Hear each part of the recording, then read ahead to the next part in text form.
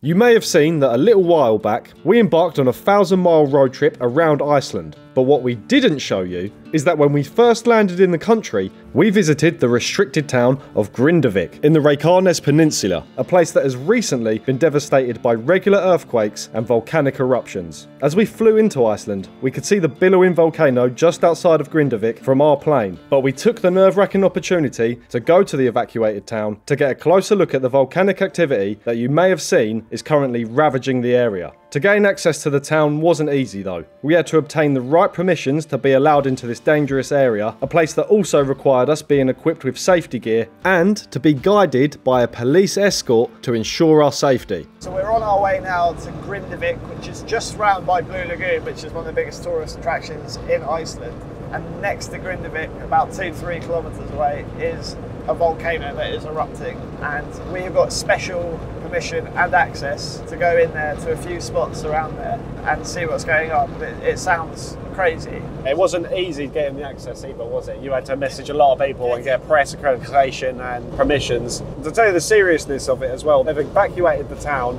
The threat level from the volcano is apparently at an emergency. We personally have to have hard hats, enclosed goggles and grade A gas masks on us, just in case stuff starts going crazy. When I told my missus that this was a possibility, she said, "Do you have life insurance?" I didn't really explain to mine exactly what we were doing. It's just quite nerve-wracking because the thing could go again and we could... Well, let's not worry about what could happen. Let's just let's get down there and have a look. We followed our escorts into the restricted zone and to where the lava was currently erupting from. Police told us that the closest we could get would be to stand on these man-made lava defences, as they were worried about another impending eruption.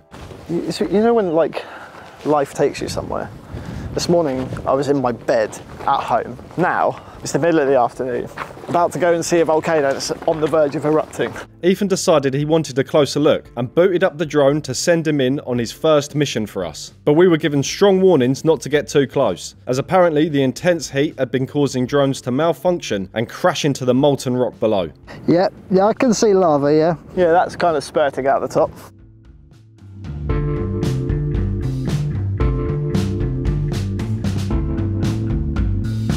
This opening is just a glimpse into the volcanic activity happening right beneath the surface, and a scary reminder that below was a force waiting to be released.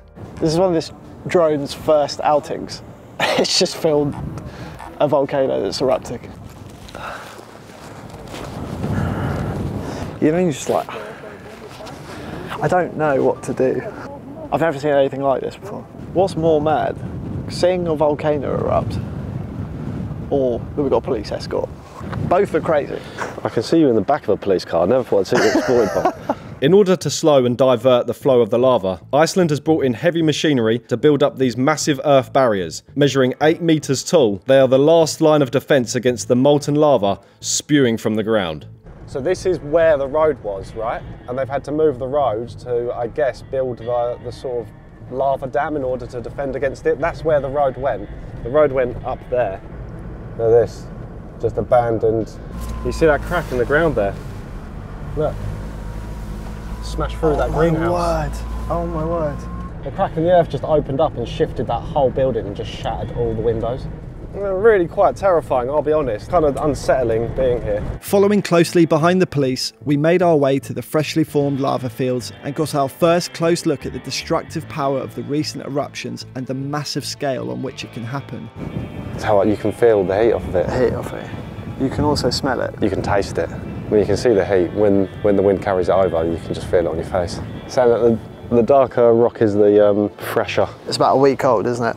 But it's shifting as well, it's rising up and building up. So apparently these barriers, he was saying if it goes again, he thinks it'll come over the top of them. And the lava field there spread all the way to the town and actually burnt 3 buildings. And just look like what it's done. It's just ripped through the ground and melted it. This channel all the way down to basically the sea.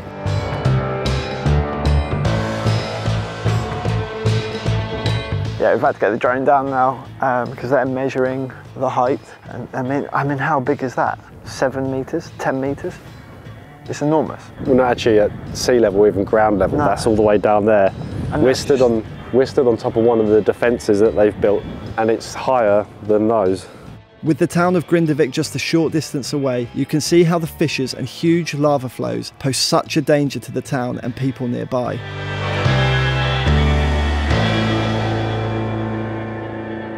Right, so that was the lava fields. That's mental. You can still see them at the top of this defence. This is where it's broken over the barrier. Since late last year, Grindavik in the Reykjanes Peninsula has endured countless earthquakes, volcanic eruptions, and new fissures opening in the ground, occasionally sending walls of lava into the sky. Earthquakes struck in November last year when the town's population of nearly 4,000 people, around 1% of the population of Iceland, were evacuated, with few remaining in the town. The following month, the first volcanic eruption took place, and in January, a fissure opened close to the town, burning down houses. Since December, 5 volcanic eruptions have happened in the area. The reason why Iceland, and in particular the Reykjanes Peninsula, has so much volcanic and seismic activity is because it lies above the mid-Atlantic ridge, which separates 2 major tectonic plates, the Eurasian plate and the North American plate. These plates are moving away from each other at a very slow rate, but it means the Earth's crust is continuously being pulled apart. Subsequently, the crust splits, causing earthquakes, and this can lead to magma rising up and causing volcanic eruptions. Iceland itself has 33 active volcano systems. The guides are taking us a little bit further on now.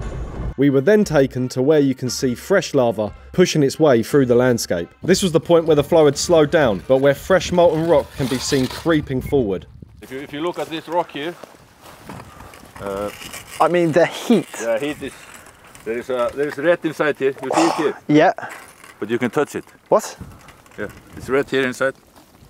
Oh my god. Yes. Because it's cooling on the outside very quickly. Oh, that bit's about to fall there. Actually pushing the cold one. So you see it's like 0 inside there. Oh, it's so unbelievably, like, I can't even... Underneath the cold one. This is one of our main problem now. The fire on the grass. Yeah, fire on the grass. Last summer we had a terrible burning. The heat is intense.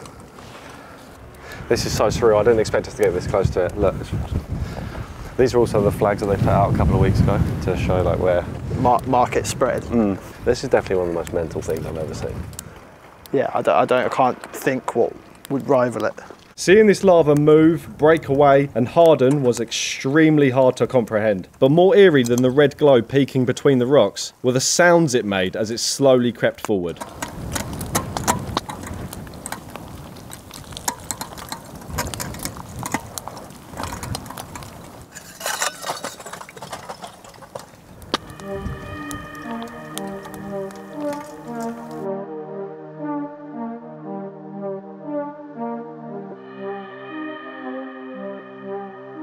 Next, we pushed on into the town of Grindavik, where almost its entire population have evacuated for their own safety. It's difficult to believe in like October last year that all these buildings would have just been full of people going about their daily lives. And then a volcano erupts 4 times, changes everything for them, and they have to clear. I mean, the town is quite sizable, and there's just no one there. There's no cars going around. Also, when I sort of researching the trip, I was on a Times article, and it just said, we recommend you don't travel to Iceland at the moment. Really? Yeah. You didn't tell me that when you said that would be a really good idea to go to Iceland and film a road trip. Well, the other thing, the Grindavik is not far. It's only like 20-25 minutes from the airport. No. Oh my word. Oh, this is where it reached the town. This is it. This is just in the middle of the town. So these are the buildings that they said were destroyed. It's here where we were shown just how close the danger is, as a few months before a fissure had opened close to the town and sent lava flowing into it, devouring roads and burning down homes as it moved.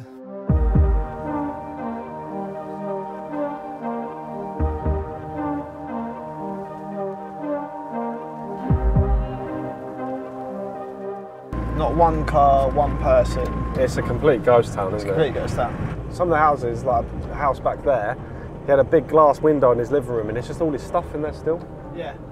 And it goes lava filled, the road, and then that person's house.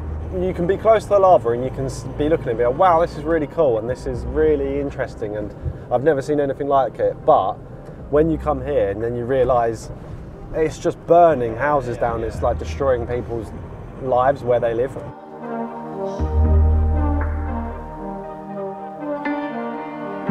So this west part of the town has dropped 1.2 metres, and this building here is on the edge of that. So part of it is 1.2 metres higher than the other part of it. You can see the height difference easily. And this building as well. You can definitely see it on the concrete there.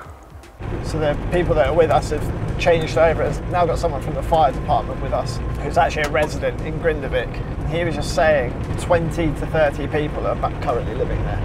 One mental thing he was saying as well is obviously this isn't anything new for Iceland, and years ago they started a fund. I think it was a certain percentage of house insurances would go into this fund, and it means that with that money, if something like this happens, the government will buy the houses, not for as much as they might get if they'd sold it privately on the market, but if the residents decided that they don't want to live there and they don't want to have the risk of the eruption destroying their homes, then they can sell to the government. The guy from the fire department was saying that 10th of November, he was just at home, earthquake went off, and just all of a sudden their town was evacuated, and the vast majority haven't come back and won't come back. And he's lived there for 25 years. He lived there for 25 years. There's a sign on this section saying to be careful because the road's hot, because these are lava fields. That is insane.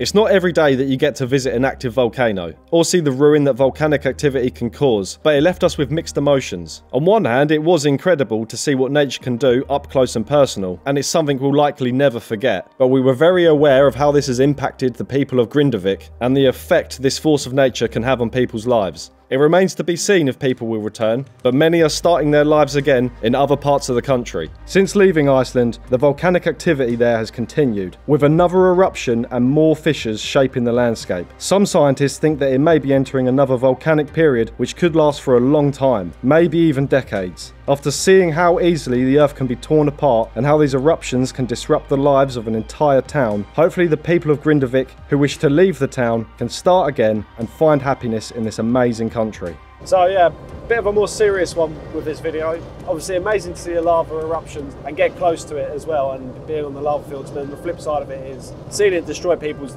houses and livelihoods and drive them out of their town is really quite tragic to see. But next time we're back to our scheduled programming of taking the piss out of each other and more light-hearted funnies than serious, terrifying nature. But if you've liked this video, click here to subscribe. More videos down there. See ya!